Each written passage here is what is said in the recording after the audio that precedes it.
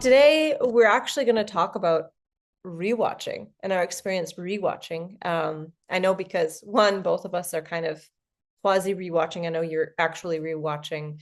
I'm somewhat rewatching because the kids are kind of asking to watch it, and we've also had multiple rewatches. But before we kind of dig into that, I think there's something we have to say that we did have this really cool experience a couple weeks, months ago. I'm really bad with time right The now. end of last year. It was the end of last year. Yeah. So basically, we have already talked a lot about how much we love Dial the Gate and Gate World and how much we appreciate David and Darren and everything that they do for the world of Stargate. And I know we were actually featured. You can go onto Dial the Gate. We were featured in a video where they spoke with Stargate podcasters. If you're interested in it, actually, we'll put that link in the video below in the description. So if you haven't seen that already, they also talk about they talk with some other Stargate podcasters, but they interviewed us.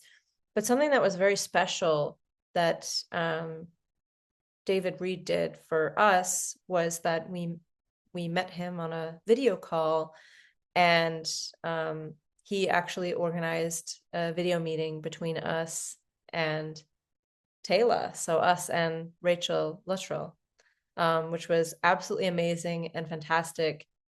And I especially have to give a shout out. I'll let Emily kind of tell the details, but because this meeting was actually really meaningful, David kind of prepared some very meaningful interaction for us to have, or between us and Rachel, that made it more special, rather than just kind of like, I felt like it was actually thought about, rather than just oh, here, meet a Stargate person. And also because of something special to do with Emily, which also relates to something that we will tell you at the end of the episode about a special guest. So Emily, go on and you say your experience, but we would like to just express our gratitude for this wonderful meeting. Yes. So it was really cool because, like you says, we were meeting with David Reed, and he was telling us, like, kind of the night before, that someone from the Stargate cast, I think is how he put it, or something like that. Someone from Stargate would really like to say hi.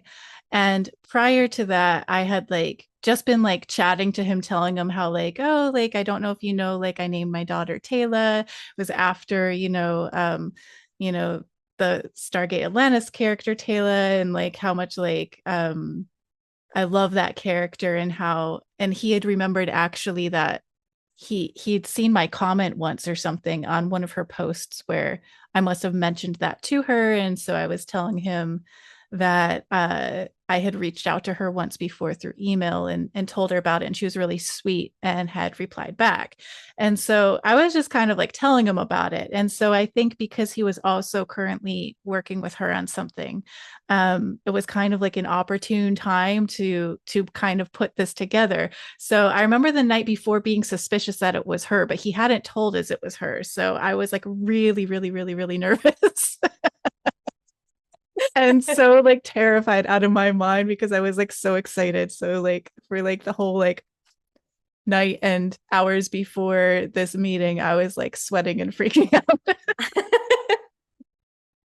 Yeah, that's right. Because he just said you're going to meet a Stargate celebrity, which, Yes. I mean, probably you went through the list of all the people that it could be or something. And to me, like, until like I know exactly what it is, I, it wasn't occurring to me like what it Yeah. could be. I was just like, well, I have no idea. I mean, it could Yeah. even be somebody that has nothing to do with Stargate, that's like a celebrity, like another podcaster. Is Yeah. also because that would be a Stargate celebrity. So I Well, had no idea. yeah, I was just like really suspicious that it was probably her because I had told him about, me naming my daughter Taylor, and stuff. And he was asking me like if I had heard about something to do with the name. And I was just like, well, no. And so he's like, oh, well, I'll tell you about it later and everything.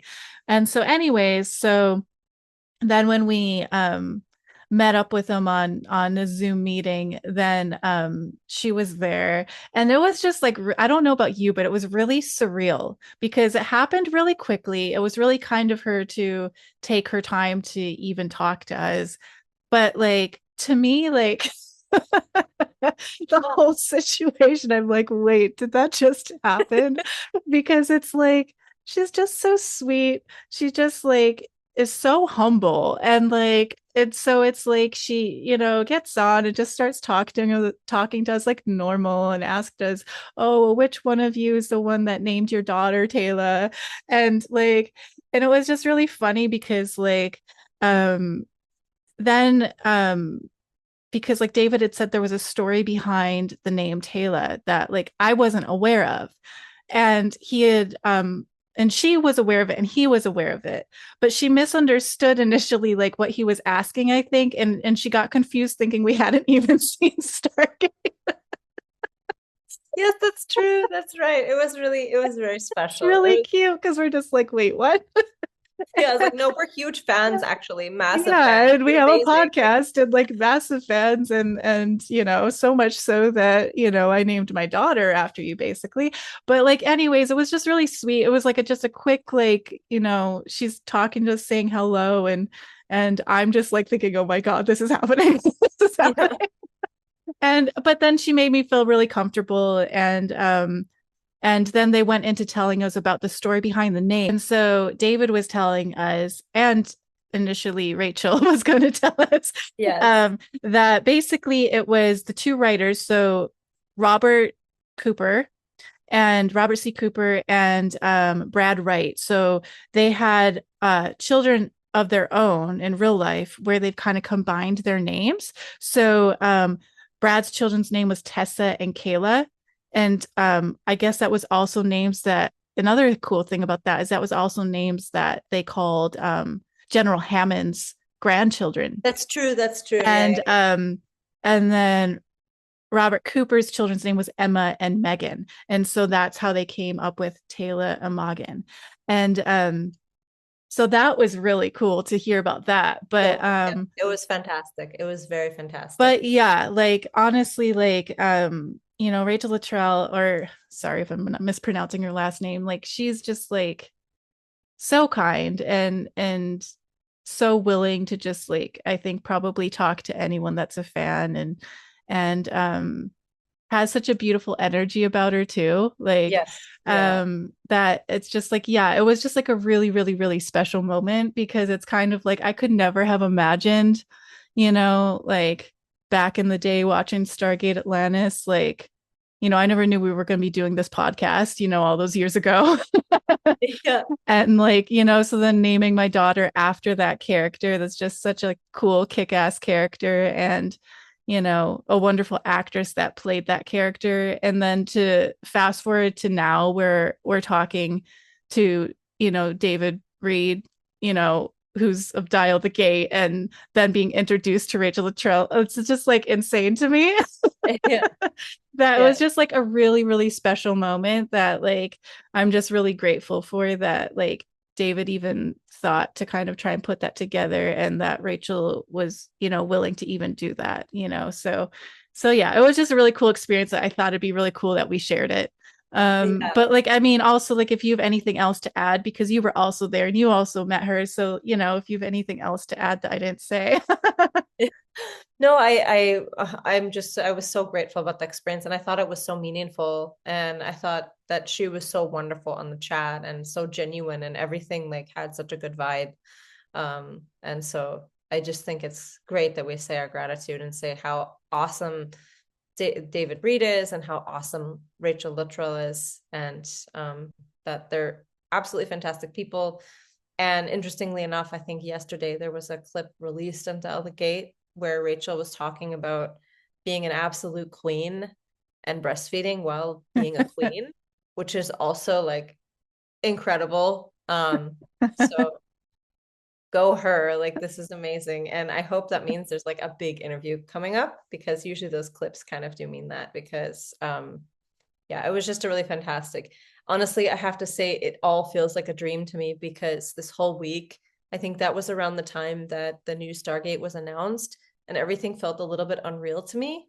Yeah. Um, and then at the same time, coincidentally, like my older kids, Onan and Freya, were in Vienna at a Comic-Con where Peter Williams was there. And Oh, they were that's like right. literally getting pictures with Apophis while we were talking, like at the same exact time as we were on a Zoom call with Rachel Luttrell. And it was like super weird, like just a week after hearing that, you know, there's a new Stargate coming, and I didn't even know, like, is this reality anymore? Like, am I dreaming? Yeah. What is going Yeah. on? Yeah. I think that's a really good point. And also, that was also all around the time when we had started being a little bit connected with, Darren Sumner and David Reed too. So, like, that was also really cool to get connected with them. And, you know, even like with our music thing for Stargate, they put the article up, right?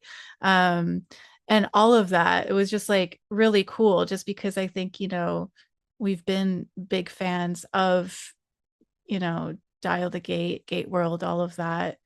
And then everyone involved is just so kind, and I think that's the thing that's just really cool about it all. And I've always kind of felt this way about just Stargate, like fandom in general, is like everyone's usually so supportive of each other and so kind, like most of the time at least, except the few rogue ones that, but like and supportive of each other, and over this mutual liking of something. So yeah, so it's just really cool. Yeah. No, absolutely fantastic. And you know, you're right. I will say it's one of the most wholesome like fandom communities, and communities outside, like also the people involved in the show, they all seem so wonderful and Yeah. amazing. The people that are creating the content surrounding the fandom, they all seem so wonderful and amazing. And I've had no bad experiences. And I have to just say, as we get into like talking about rewatching, everything else in my life has some elements of like, everything else you engage with. I mean, even music or anything, there's some weird toxicity with almost all fandoms. Yeah. My job, there is some toxicity and annoyance. And then like the other thing I tend to be involved in, which is figure skating, especially the fandom, is incredibly toxic. Um, and then Stargate is like the one avenue of nothing toxic. Yeah. And Yeah. so it's kind of really, in terms of that kind of thing of the cultures you're consuming, like this is Exactly. Yeah. the one like non-toxic culture you're consuming. And so I think that makes it extremely special, because it's this community that can exist in this way. And of course that means what happens as we talk to the show. And also as a result of this, I think the new show coming out, a lot of people are rewatching as well. But then what do? You keep rewatching Yes. Stargate. And which is funny because I thought, we should talk about this, especially since you're kind of rewatching right after watching for the first time in like a very long time. So it's a very different circumstance, that we can maybe talk about this, the things we notice rewatching, things that stand out to us, ways we feel different. Many years Yeah. later, ways we feel different when we watch it close together, now that we've both had this experience of, pausing between rewatch and then also rewatching during different world events. The Yeah. world is a different place. And so maybe some episodes resonate differently than they did 10, 15 years ago. So maybe let's just start with, I'll ask, like, where are you at in your current Stargate rewatch, which you're also doing concurrently with watching Universe? Yes, I am. So I'm having a rewatch with my daughter, Taylor. And we're on SG1 and we're on season 6. We're very, very close to the end of season 6. I can't remember the exact episode. Um, but we've been watching it regularly. So yeah, I want to say probably around episode 19, maybe something around there. Maybe later than that. Um, and yeah, it's definitely interesting because when we started this podcast, what was it? When did we start this podcast? Was it like a year ago? I think it was almost 2 years. It Almost was two sometime years. in mid 2024 we started it, so like a year and a half. Dang, time flies. But like when we started this podcast, both of us started rewatching Stargate from the beginning, right? And in order of like what was suggested on a watch through that, Mhm. is in order. And at that point, initially, I hadn't seen it for probably like 15 or more years, right? Um, and so all of it was kind of in a sense new. because there was little tiny slivers of memory that I remembered, but then I didn't necessarily remember it in order and remember when specifics happened or even remember certain specifics. Like it was almost like watching it all new. Um, and so that's why now from that rewatch of starting from a few years back, I'm just now finally reaching universe of that rewatch. Um, and for you with universe, it's your first time, right?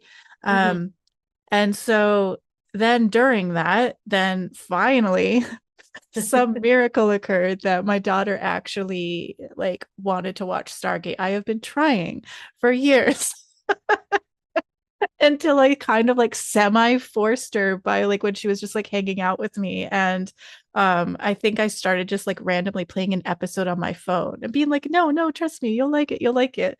And then it's like she's like, oh man, you're right, I do like it. Yeah. And so then like after that we started having our nights of Stargate rewatching, and we do it quite often. We don't have a set schedule when we do it, but just whenever we feel like it, which is often. um we will watch Stargate. And so yeah, so we're at season 6. And I definitely have noticed differences in how I maybe perceive certain things, or differences on how I feel about like episodes and things like that. Um, but yeah, like just in general, like I find that I still don't like the recap episodes.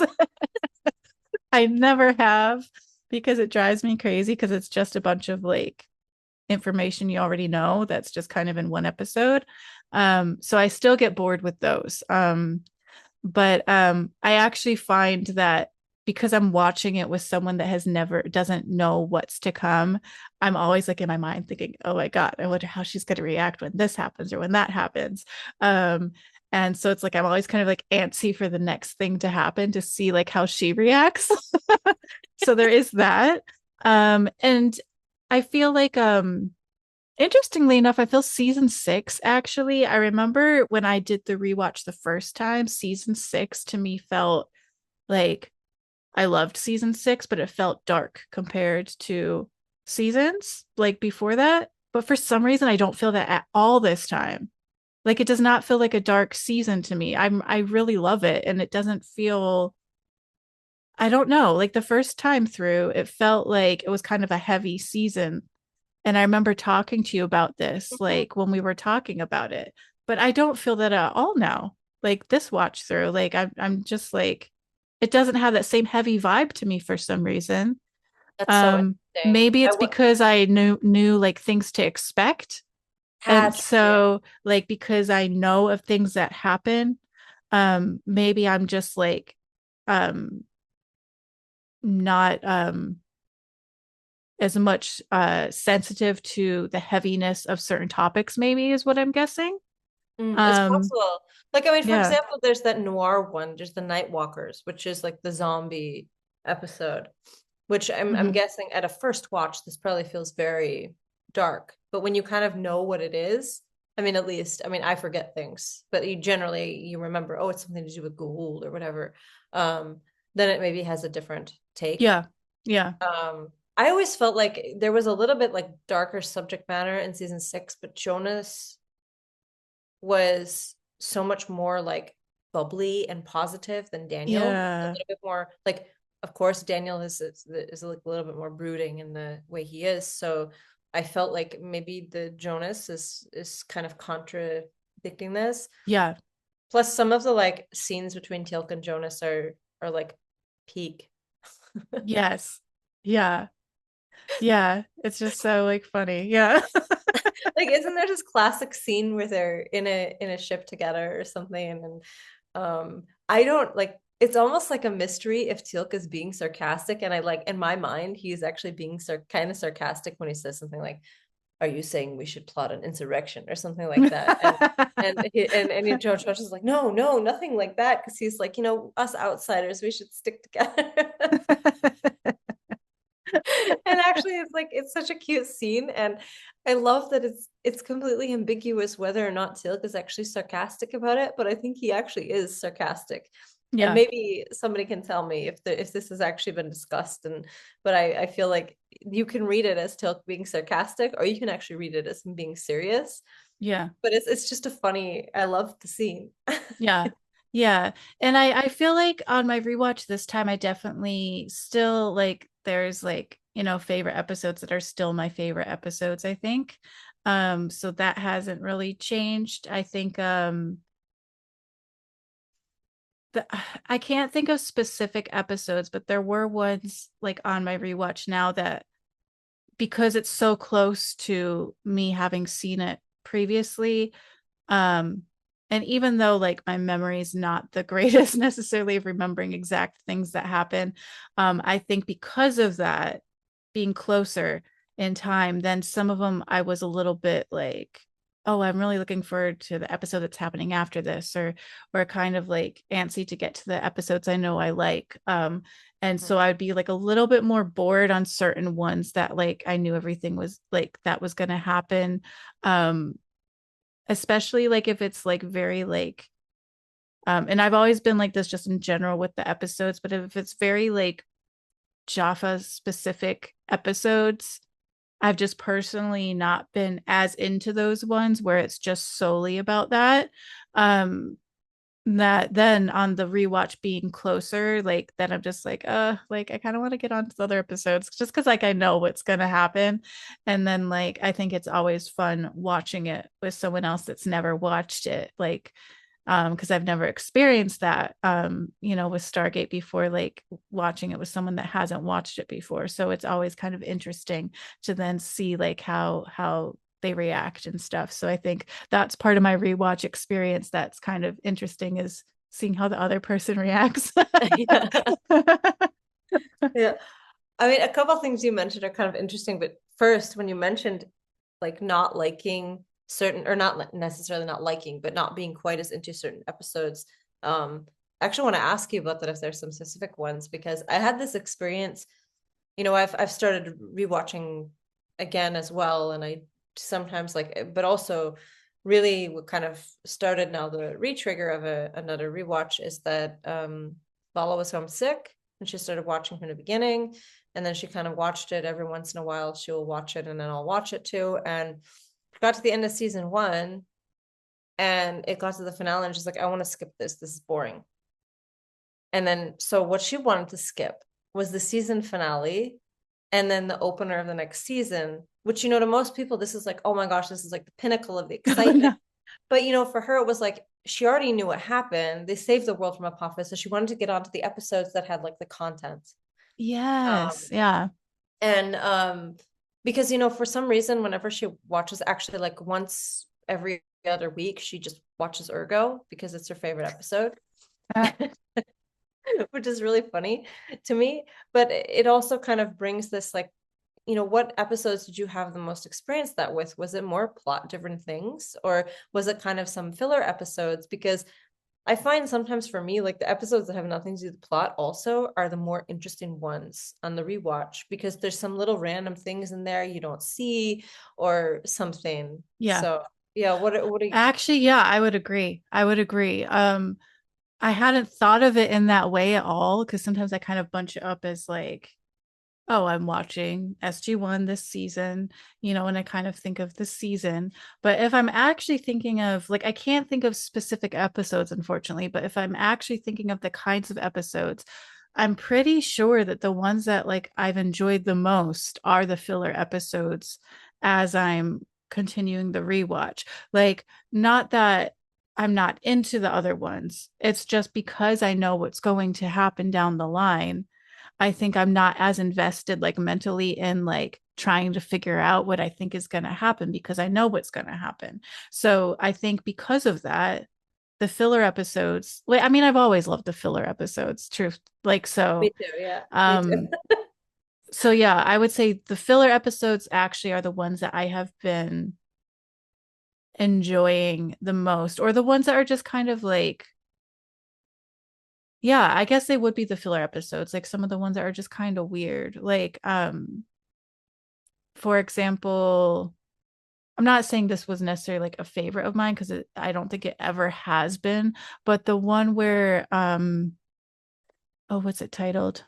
Me and Taylor just watched this recently. Is it The Changeling? Is that the one that Christopher Judge wrote where he's like in a Yes, firehouse?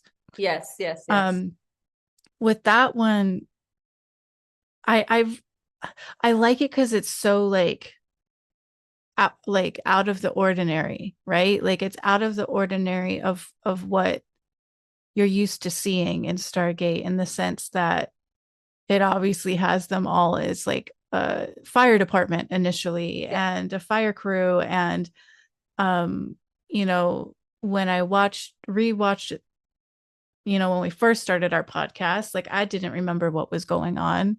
I had Mhm. no clue and I'm trying to figure it out the whole time. This time I knew what was going on, or I thought I could roughly remember what was going on. And it was interesting to me, like, again, because I'm watching it with my daughter, like to see her reaction, thinking, what the heck? What is this? Like, what is happening? And so like I find like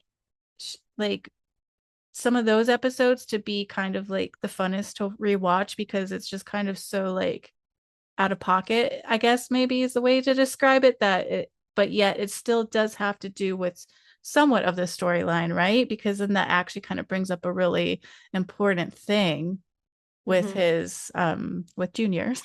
Yeah, it's actually one of the most relevant to the Yeah. storyline.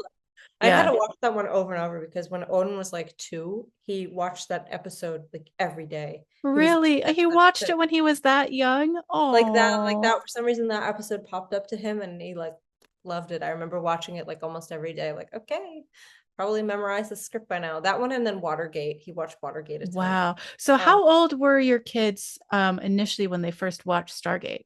I mean, I would count the real watch throughs probably like each around 10 because I Okay. mean, of course, like I mean, they each kind of had a watch through at that age that they probably remembered, but of course they all watched it since they were little, like born, because I Yeah. watched it so many times. But out of curiosity, so you're again watching it with Taylor, and I mean that's part of it. You seeing her reactions and everything is, I mean, that's always really cool. Are there some like, do you ever find it interesting when you're rewatching it that there's some opinions that the new watchee is having, or things that kind of brought in that also change your perspective a little bit? Oh, probably.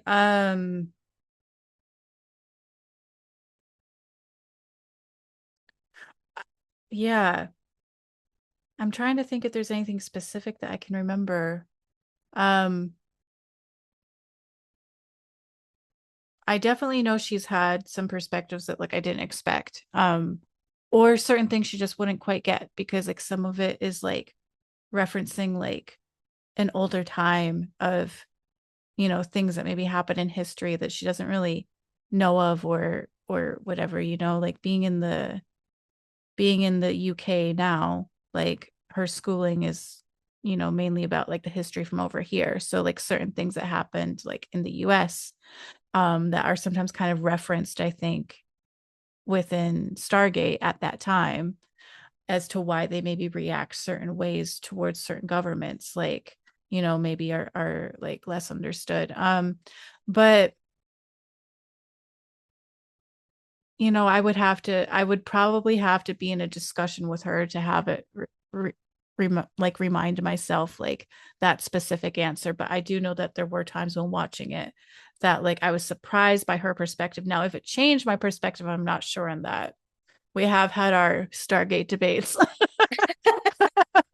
um, but I do find it interesting. I do also find it interesting that there were like episodes that I was so excited for her to see, thinking she was going to like love the episodes and think they were ridiculous, and like she wasn't into them at all. Oh, Like really? like Okay. she does not like Ergo at all. It's And hilarious. I was just like shocked by that. I was just like, what? So her and Vala should have a discussion about this. Yeah. Yeah. Um But did she like Window of Opportunity? yes, yeah, she Okay. does. Yeah.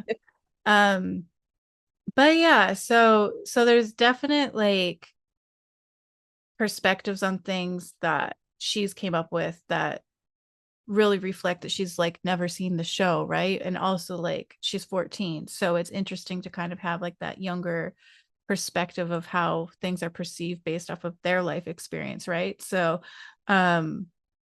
yeah, there definitely has been debates. Unfortunately, like I can't think of anything very, very specific as to like her changing my mind necessarily about like how I view something.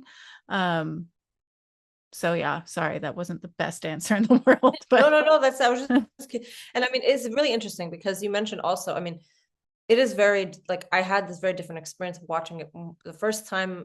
I guess I started in like the mid late 2000s, so it was kind of post this optimistic, you know, US exceptionalist era of the 90s. It was kind of post that. A lot of stuff in the 2000s was kind of actually oddly similar to now, like walking back a lot of things that had been going forward. So it's interesting, I guess now would be watching it in a very similar time in some ways.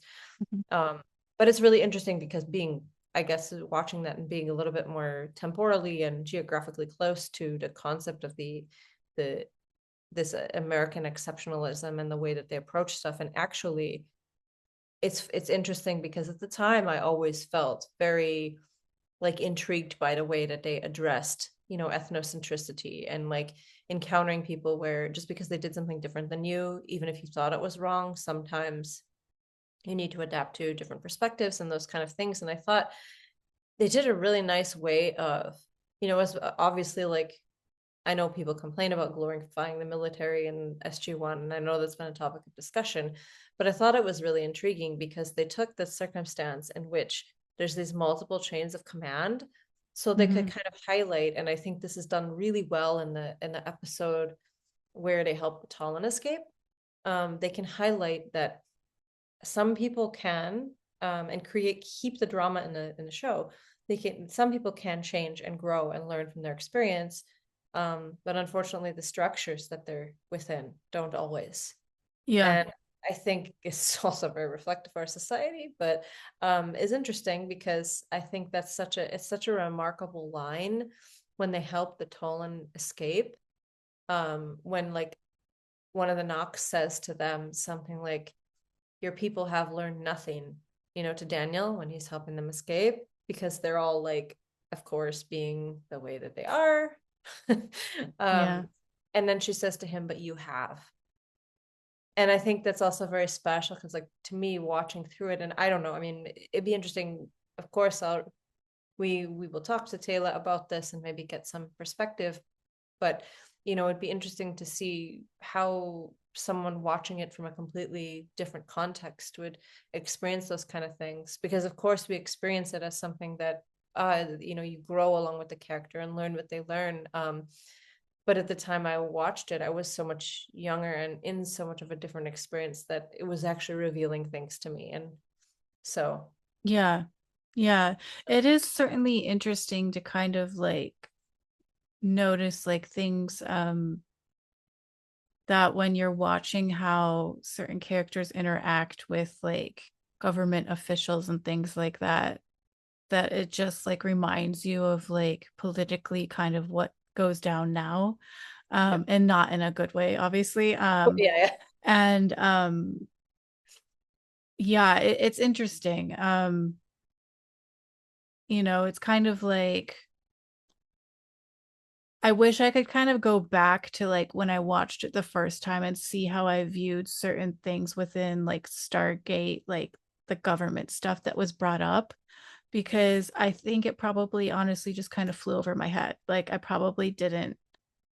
I mean, I don't really know. I guess I'm just guessing on how I felt at the time. But like you said, that was what, like, because I got introduced to Stargate around the same time that you had watched it before me, but then you shared the DVDs with me. So, and at that time, that was before, you know, people that are president now.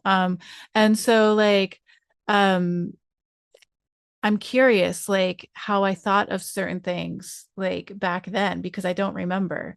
Because I do know that when I was doing the rewatch of Stargate for this podcast and then doing the rewatch now, there's so many things that are kind of like eerily, like Mhm. eerily, like almost like predictive of like things that have now went down. That it kind of reminds me of like You know how like they say that like the Simpsons like foretell Yeah, things that happen. It's like Stargate foretells things that happen too, kind of. Or at least dynamics of things that happen, like yeah. happen within Stargate, unfortunately sometimes happen in the real world. Um, but yeah, it's just interesting, you know. It's interesting, I think as a viewer myself to kind of view the show when I'm at different ages and see Yeah, how like my perspective maybe subtly shifts, or maybe I'm suddenly offended by how someone said something or did something that I never noticed before. You know, right. things like that, that you're just like, whoa, is that okay to say? I'm not sure about that. Um, but you know, at the time no one would have thought anything of it. So, Yeah, and again, I'm not thinking of specifics, but I do know that there's a few of those that happen within yeah. early Stargate, at least. Yeah, especially the first season, I think. But yeah, I think the first season, it's interesting. This was, of course, during Clinton. So again, I think the Oh, was it? Okay. Yeah. but yeah, I mean the whole, I mean, okay, when I was watching the Stargate, it would have been 2006, 2007, and I was quite like, I mean, I wasn't like into this kind of political stuff, but I had very strong opinions about a lot of things. Um, I was not like I mean, as I said, there's a lot of parallels to now in terms of like how I would feel about the things going on at the time. Um, and so I do think that it's interesting to kind of go through it, but of course it had a different exact situation, but there were very similar things. Like we Yeah. had invaded a country, and there was this, lots of protests going on against this, and it was sort of information wars in a different way. But I mean, people forget a lot of times that like things literally just keep repeating. They keep repeating and keep repeating, and yeah, it happened 20 years ago. It also happened 2,000 years ago. So it's kind of like the Yeah. unfortunate like state Yeah. of things. But the most fascinating one, because it is a little bit of a wild card, was when I was rewatching it during the pandemic. Ah. Because there were 2 points of the show that kind of hit different during the pandemic. And the first was the Ashen one. Because remember, like when the vaccine first came out, there were all these people saying, yeah, like the vaccine will sterilize people, and it's like this and this. And then you watch the Ashen Oh episode, and my it's like gosh. they're making a vaccine that's sterilizing people. You're like, oh my God, this is bizarre to watch. Like at the time when you're like, it was just really, really bizarre. It was a kind of but then also to get to the bigger ones were like seeing like the one where they had the plague, like the plague when the ancient is defrosted and then they all catch the plague. And then Oh, yeah. of course the prior's plague. And like to watch that during the pandemic was kind of like, oh, what am I watching? Which is Yeah. also kind of oddly, in a way, it's sort of this weird odd parallel to the time period when the original season 9 came out, because that was sort of right around and right, like there was this kind of closeness to the recession. So when I first watched this, it was kind of right after the recession. And I know, of course, there was a lot of like evangelical Christianity was kind of going into the Republican, like the things they were doing in office, and some of the agenda was going on a lot, very strongly at the time. I don't know if Stargate wrote that knowing that these kind of like religious policies were starting to get intermingled with policies that were being put forward in actual voting, or if this is just complete coincidence. But that is what was going on. So that's kind of weird. And then to then have the second time I'm watching like season 9, or I mean, I guess it wasn't the second, but like another time that I'm watching it be during a time when there's also like a plague. It was just really bizarre. It's like, what's going on? Yeah. Oh my gosh, that would be. Yeah. See, that never even crossed my mind because I wasn't watching at that time. But yeah, that's so funny. Yeah, there's like nothing like watching a vaccine conspiracy episode when like there's all kinds of media about a vaccine conspiracy, and Oh you're my like, gosh. Yeah, that oh, would be this is weird. bizarre. Yeah. Yeah. It would make you paranoid, right? Yeah, and you're like, oh my God. Like you start getting kind of like weirded out about a lot of things. And so I thought that was kind of funny. Yeah. And I think too, there's like enough craziness that happens in the real world now that I think that's why, we really need a Stargate series in our life. Like, because even Yes. though they have the craziness happen, it's always just done in a way that's very like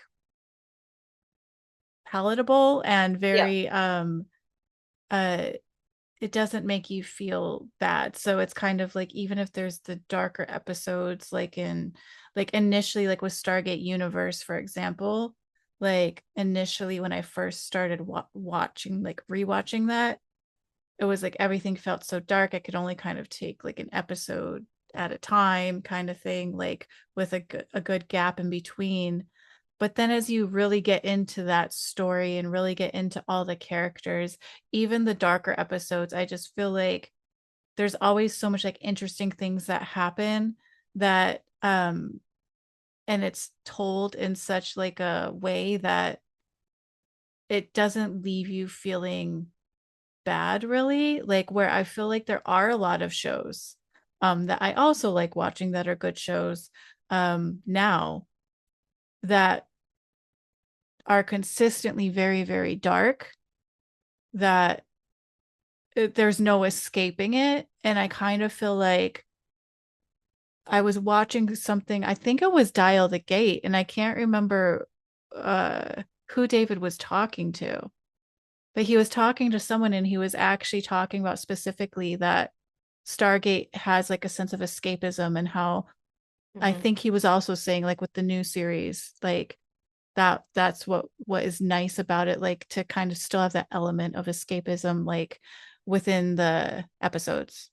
Or at Hmm. least that's what I took from it. I could be understanding incorrectly, but I do think like that's what I think Stargate will bring, like with the new series too. Like, it's like it will still have like these like deep and meaningful storylines, but it's shown in a way that helps you watch it in a way that it's not too much, based off of all the other crap that's actually happening in the world. Well, what's very interesting is that in the Stargate, I always found it's a little bit escapism, but it's actually something that really makes you think. Yeah. And to me, I really hope that this is the case, because then I think it will make people think critically if they watch it. And I think we're missing a lot of this because people kind of like agree with everything without even knowing what's going on. And I think actually this is something in Stargate that they really show you not to do. And I think Yes. literally anything. I mean, this is absolutely crazy because in literally every movie or anything, when there is somebody that is like a bad guy or some bad situation that is happening, something you notice is that everybody agrees with someone. And I think Yeah. this can be anything. And I feel like we have gotten to a point where a lot of times people will see something and they don't actually even read it. They just see like a text and they immediately agree or disagree or dogpile on this or dogpile on that. And I think there's missing a lot of nuance and like kind of critical thinking. And that's sort of where, Stargate was amazing because, I'll never forget like the episode of the one that sticks out so much to me is I think Learning Curve. And I've Hmm. talked about that before because it's the circumstance where really, yeah, I mean, it is actually really difficult for me to personally also reconcile. Man, is it not okay to like have your kids basically become brain dead after you take their knowledge, but then Yeah. it's like this is their way of life actually. And I'm coming from my perspective of thinking it's wrong, right? So like it's actually my perspective and my understanding of what I think life can or should be like, and they have a completely different perspective. And in this situation, to not allow that to happen would actually damage their forward growth. Yeah. And I think they really did this sort of cool thing by introducing this, like teaching them how to learn, because it's like sort of we hopefully learned something from that moment, that Yeah. can't just judge people about these things because they're doing something differently from us. Um, but at the same time, that they could learn something from us. Yeah. And That's so like, yeah. yeah, so I felt really strongly this kind of things I hope are in that a little bit. Yeah. I would imagine so, that it will be in there, especially with a lot of the same people coming Hmm. back. Um, and exactly, I mean, that those are some of the times that I think, like, me and Taylor, and even like me and you have spoken about the most, were the times where it's talking about like that gray moment, like you can kind of see and kind of talk about how you can roughly understand both sides, and why they feel that way. And so you are right. Like, I can't think off the top of my head like other shows that I've watched that kind of have that. I'm Hmm. sure there probably are, but I just like can't think of it at the time, and I think Stargate does do that so well. um and they've done it with all of the characters, if I can remember correctly. Like the Mm-hmm. main cast have always had moments where they've effed up, or Oh moments yeah, totally. They're where not like, perfect. yeah, moments. And I think that's really important to have, because I think yeah, things are just shows, things are just entertainment, but if someone can watch something, and especially like, I think any age can kind of get something from it, and almost realize like, oh, okay, like it's okay, like we can't be perfect, we can't, that's not human, that's very human for people to make mistakes and Yeah. learn from it, and you can change how you think, and you can adjust what may have been a wrong, and so I think that's important to have, because like so often, like with a lot of like superhero movies and things like that, it's like you have this larger than life character that can do all these superhuman things and just like make everything okay based off of their one viewpoint Yes. of what they are saying the whole world should be. And if anyone goes against that, well, you die. Yes. you know Yeah. and so it's like, well, yes, a lot of times it's written in a way that it's like good versus evil, and it makes sense. Still, like if we're thinking of it how you were just talking about how Stargate writes things, and then you think about like, I don't know, like a Superman movie or something. Like I haven't seen the new Superman movie, I do want to see it actually. But you kind of think of like this one like person that's unusually strong, so it's kind of like cool to kind of like see like a variety of things basically that isn't just one way. Oh, I totally agree. One, it just occurred to me as you're talking about this, and we're talking about like information and the way people kind of take sides. An episode I viewed very differently in the like post social media era versus when I first watched it was, I think, I don't know if it's called The Other Side, it might be. But anyways, it's the episode where the people come through, they say they're being attacked, and kind of throughout and they're like in this underground bunker, and throughout the show you Yes. kind of find out that they're actually racist. It's Yeah. so funny because when I watched this in like the first time, is more like thinking of it in an anti-racist context. Hmm. Like of course, like being racist is like not good, and this is the show showing. A lot of shows show this because I mean this is like every American media from like, I don't know, post World War II to like Yeah. now is very anti-racist, especially sci-fi.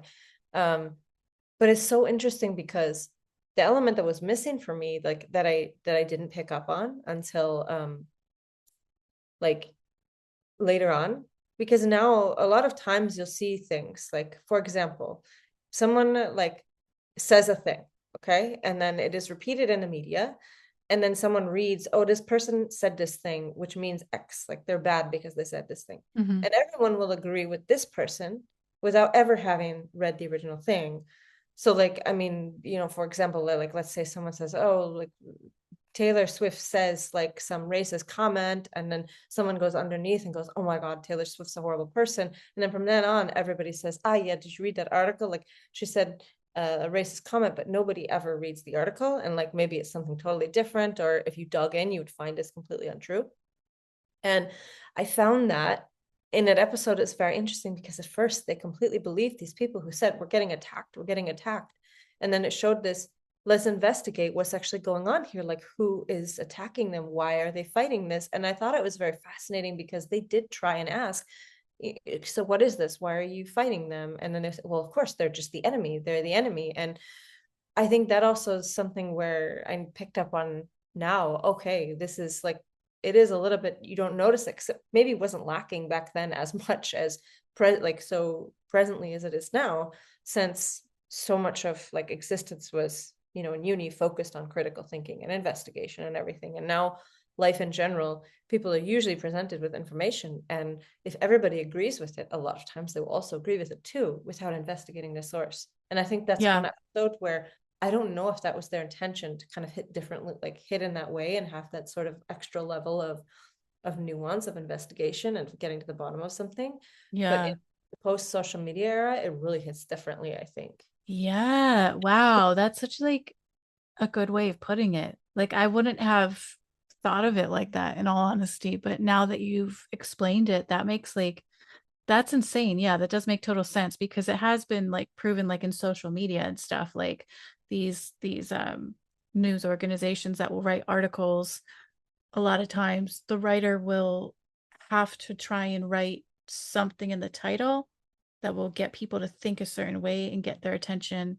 And most of the time they never read the article. Like I think they've actually done studies on this that show that most times people will not read the article. Like 90% of people will just like read the title and get it from that. Whereas a lot of times if you actually then go into the article, you'll see like the information they're actually putting has nothing to do with what they said in the title, and it actually just proves it. So and I've seen a lot of this because I'm really into watching like certain like celebrity news, and the whole thing that's went on with Blake Lively, Ryan Reynolds, Justin Baldoni, all of that, and like the evidence that has actually came out in that case, um really kind of shows initially like things that either people that don't keep track of the case or people that just read titles, like that's been used a lot in that whole thing. Like that's a perfect example of what you just mentioned, where certain things are done as a PR strategy to get people to think that someone said something that they didn't say, or someone's like the innocent one that's actually not, kind of thing. And I had started watching a lot like with like PR experts and things like that, and they mention all of that you just said about like the article and how like people don't read it and all of those things. So it is actually really interesting that you got that from that Stargate episode, because now it makes me wonder, like, because so many things have changed, like especially like with how social media is used, um I wonder how that, if at all, will be portrayed in the new series. Like will that play a Totally. part somehow, like in terms of like the content that we see, like not how they're advertising the show, but I just mean like obviously like they'll do Yeah, modern day things to advertise a show, but I just mean like in the context of what they write for the show. I'm exactly. Yeah, I'm curious like how that will all play, because it's like what we've seen was kind of before like, I mean, I can't remember the years of everything, but it's like, initially there wasn't cell phones, I don't think, or if there was They cell were not phones, they were not um so prominent in the late yeah, 90s. yeah, So and it was less of a thing. And then like, you know then it's like you see like some of these episodes that were from a time before that, and you think, oh gosh, if they just had like their mobile phone, they could have like taken a video or picture, they could have done this or they could have done that. So it's just kind of like it'll be interesting to kind of see how technology and social media and different things are used within the new series, I think. yeah, um like how will they hide the explosions in the sky? I mean, they'll end up, I mean, I guess they all end up on the internet in previous shows. Like they, of course it was disseminated because they have the internet, but everybody has a smartphone. So yeah, it was a little bit more complicated task. yeah, so it's harder to like have it be that the Stargate program is kept secret, right? Exactly. So maybe it um will not be secret in the new yeah, series, which would yeah, actually be kind of cool. Like, I don't know. yeah, yeah, that could be cool. I mean, there is some Stargate program. Like, uh, Freya was just showing me a CIA file that had information about a declassified program called the Stargate program. Ah, cool. Yeah. Yeah, I'll I have to look thought I into thought that. I've heard things about Stargate, and like also because like I'm really into like spiritual stuff, and astrology and all of that. And I've sometimes seen things where like I get excited thinking it's like about the show Stargate, and then I realize it's like someone talking with some sort of spiritual perspective, and somehow the Stargate thing is mentioned. So I don't really know what that is because I've never looked into it, but I think there's some sort of like thing that's called the Stargate that has to do with spirituality as well. So Mhm. yeah. Totally. Yes, I've seen that too, actually. I've seen advertisements of this thing like in some videos. So Yeah. Yeah, who knows? But in the thing I saw, actually, like I swore it was some Instagram thing, and I had to do a double take because the visual was a circle, like Yeah, some kind of weird looking portal circle. So yeah, yeah. I've seen that too, so I'd have to look more into knowing what the heck that is. So yeah. yeah, you never know. You never know. But yeah, so I mean, it's a lot of very interesting things about rewatching. Was there anything else that has really stood out to you in this? Because I know we've kind of covered different episodes that we like versus don't like. And we've talked a little bit about like this sort of current events and how it influences us. What about romantic things? Did you notice, like, because I noticed this as when I watched it as I got older, of course, like I noticed things about the romantic relationships that were different.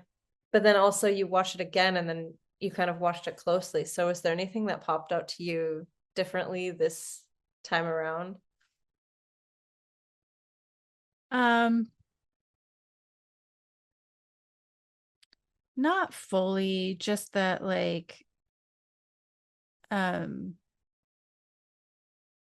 I don't think there's anything that I saw differently this time around watching it with Taylor. I think what I saw differently, like um when I first started rewatching when we started this podcast, like I remember seeing things differently in terms of dynamics between characters that initially I thought would be a good like pairing, and that I then no longer thought.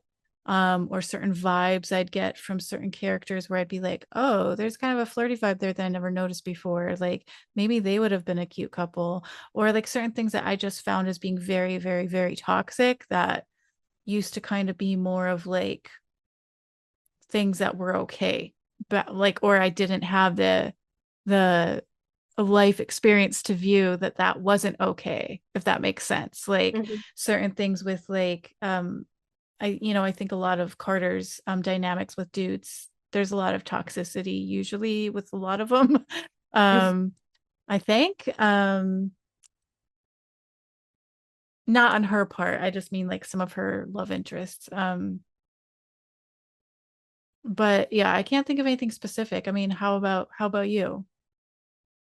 I mean, it's funny because, other than like obvious the obvious ones that later on kind of for some reason the first watch through I didn't dislike Pete like in the beginning, and then the later watch through I definitely disliked him. Oh yeah, that reminds me. Yeah, because I had been commenting on someone's post about that. I'm curious how I will feel because I haven't gotten to that episode yet. Yeah. I'm really curious how I feel because like the rewatch like that I did prior to the one I'm doing now, like I was expecting his character to be really awful because so many people kept posting about how much they hated him and how he was like the worst. And so I You know, was just like, oh, like, what's he gonna do? And so I think the whole time when I was like watching the episode with them, I'm just like, oh, what's he gonna do? He must be doing something really awful. And I didn't really think anything stood out to me that was like extra awful compared to other people she's been with. no, So no, you know what? The funny thing is, I don't think he's the worst at all. And I don't think it's not until like his last appearance that you kind of get a little uncomfortable because I mean, you probably remember this, and like he buys the house and everything. And then yeah. it's kind of like, okay, that's a little much, but it's more like he comes off as like over eager. And I mean, that's kind of like it's a, like a not good move. But until then, I didn't really, I mean, okay, he investigated her, but she was also being very secretive about stuff. And then it was kind of part of the plot thing. And I didn't really think that made me, some people really hardline dislike him about this, but I didn't really kind of dislike him until the end. And then I kind of went, okay, it makes sense. I think if they didn't really do that, if he didn't like was so gung ho about getting married and they were just together normally, it wouldn't have bothered me. But that Mm. part kind of like, but the one that kind of every time I rewatch it, it gets more ridiculous to me is the episode where they're with those people that kind of they only live so many days until they get fixed, and they are pairing Colonel O'Neill with one of them because I always it's so my brain struggles to like grasp Colonel O'Neill as like the one that's going around to all the planets like having a different alien. And so every time I watched, I'm like, this is so ridiculous. Well, not only that, like really wasn't like the woman actually like three days old or something. I think, guess she was like 30 something days old. She said she was like 32 or something, like 32 days. So yeah, I mean an infant, that's a little bit it's like a Um, massive inappropriate age gap. I mean, I think, in TV and film, so often there's like these really like inappropriate age gaps like between actors that like sometimes you don't realize like there's so much of a gap like in real life. um that I mean, can I be think really creepy sometimes if you look back at it and you're like, oh, that person was in their 30s and that person was 15. Okay, like that's a yeah, little that's screwed weird. up. I mean, in this one, like it's not so much the because I think, like she's 30 something. And I mean, how old is Colonel O'Neill? He's like in his 40s. They're both pretty old enough. Like it's not like she was like 20 or something. So like that aspect, I mean, of course, like she's 30 something days. So it's like Yeah, maybe that aspect is weird. But I mean, in Doctor Who, the guy's like 900 years old, and then sometimes he's like dating someone that is much younger than that, but is somehow the same age as the character. So like then there's also that kind of thing. So I mean, it becomes weird, but to me, it's just this like idea of O'Neill as this kind of like suave, like Don Juan going to every planet and dating someone else just doesn't it doesn't fit the character, I compute don't in my think. brain. You know? At all, like at all. To me he feels very like stable. Like Yeah. he feels very stable and um more of the kind of person that I feel like middle-aged women would go towards, like after they've had really bad experiences and then they finally find like someone that's like the opposite of that, which I feel is Colonel O'Neill. Like he's someone that's respectful and like solid within their own life and like not clingy, right? Not the Pete of a relationship.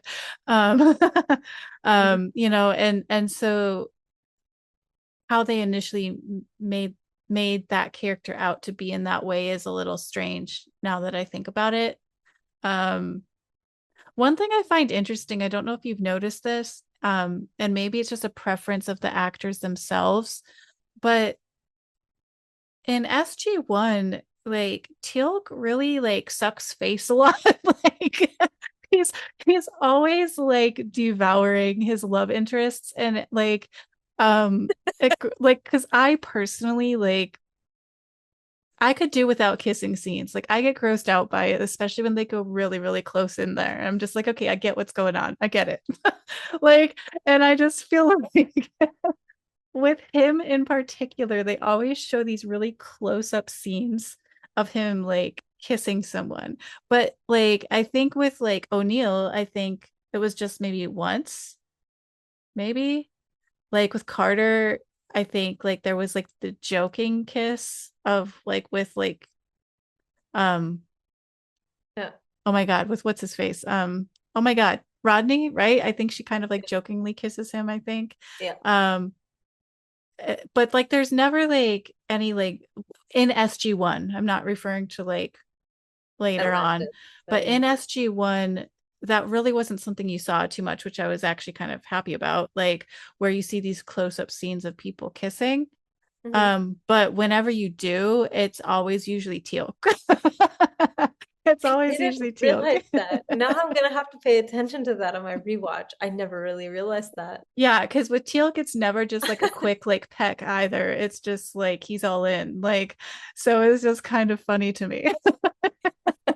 I mean, I remember the only like kissing thing I remember very distinctly is I think it's like either Carter is about to kiss Nareem or Martouf or someone, and Daniel walks by and catches them just about or whatever, and then Mm. he says something. He's like, "Whoops." I always remember that because he's like, "Whoops."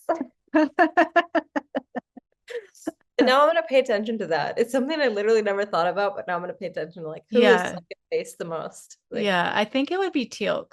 I think it would be Teal'c, like in SG1. Like, if you go into Atlantis, it's probably Shepard. Shepard, yeah. Which I still think Shepard would have been like a good combination with Weir. I still think that, but Me too. I secretly, like, in my head, I somehow think that they really did have a lot of romantic feelings for each other. yes, I think so too. Which is really funny because in my first watch, I was totally like Shepard and Taylor team. But then in the second time, there's just so many like I know. subtle, subtle glances and chemistry between the two of them. And I'm just like, do they hook up? I don't think they do, but they really should. Oh my gosh. But yeah, I mean, I think anyways, like it would be really cool to hear um people's thoughts on when they've rewatched things, if they've agreed on some of the things we've mentioned in this episode, like Yes, is there totally. different things that they've noticed like that we didn't mention? You know, do you rewatch it with your kids? How was it rewatching it with your kids? What age was your son or daughter, when you first started rewatching with them? So yeah, it'd be really cool. And then I think, with our next episode, we will have our little special guest. Yeah, actually, next episode will be very exciting because we're going to invite Taylor on. Yeah. Emily's daughter, Taylor. Yeah. Not real Taylor. I know we talked about real Taylor at the beginning, so then it makes it all confusing. To talk about her experience with watching Stargate, and I think it would be really cool to get such a fresh perspective.